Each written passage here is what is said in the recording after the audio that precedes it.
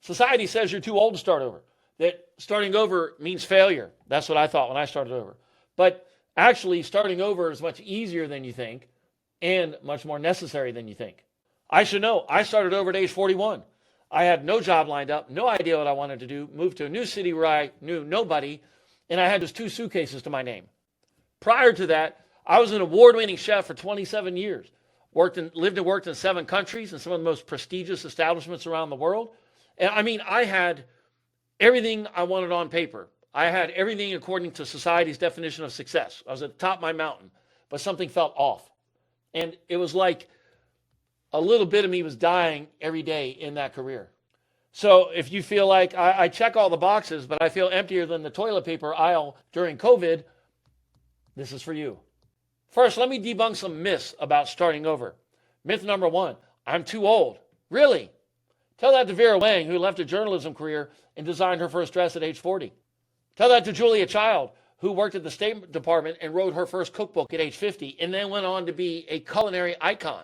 Tell that to Tim and Nina Zagat, who were attorneys and at age 51 wrote their first Zagat Guide, which is a famous and highly regarded dining guide. And tell that to Harlan Sanders, who founded KFC at fucking age 65. Myth number 2, I'll look like a failure. Really? So going to work like a zombie and not being present for your family and being in a career or job that just eats away at you, that's not failure? Got it. Myth number 3, I should be grateful I even have a job. Well, yeah, you can be grateful, but that doesn't mean you're not miserable as well. You owe it to yourself, your mental health, and your family, because if you're not being the best version of yourself for you, then you can't be the best version of yourself for those who depend on you. Myth number 4, the sunk cost fallacy. I know this one quite well because one of the things that held me back from making a career change, even when I knew I was unhappy, was, well, I've invested over 25 years in this career. I don't want to walk away from that now. Yeah, good luck with that one. Myth number 5, starting over means starting from the bottom or starting from scratch. Bullshit. You're starting from experience. Now, if you start over the way I did, without a plan, without asking for help, with zero idea what the fuck you're doing, then yeah, you're going to start over from the bottom. I went being an award-winning chef making bank, right, 6-figure salary, to being a server in a fucking pizza place. Because I didn't understand how to identify and leverage my transferable skills. I didn't have the skills and knowledge I have now. So yeah, I fucking floundered. Another obstacle that prevents people from making a necessary change in their career or life is fear. But the funny thing about fear is much bigger in your head. You just don't realize that until you step into fear. Do not underestimate the significance of mindset whenever you're making a major change in life. My mindset when I made my first career change was, I can't start over at middle age. Nobody's going to hire me. I don't know how to do anything other than be a chef. It was my own mindset that kept me stuck, kept me trapped. Because the thinking that got you to where you are is not going to get you out of it. For example, I used to have a drinking problem. The same thinking that caused me to be an alcoholic was not going to help me get out of it. So you got to identify the way that you're thinking and identify what's working for you and what isn't, because mindset is key. So speaking of mindset, you shouldn't think of starting over as failure. Think of it as realignment.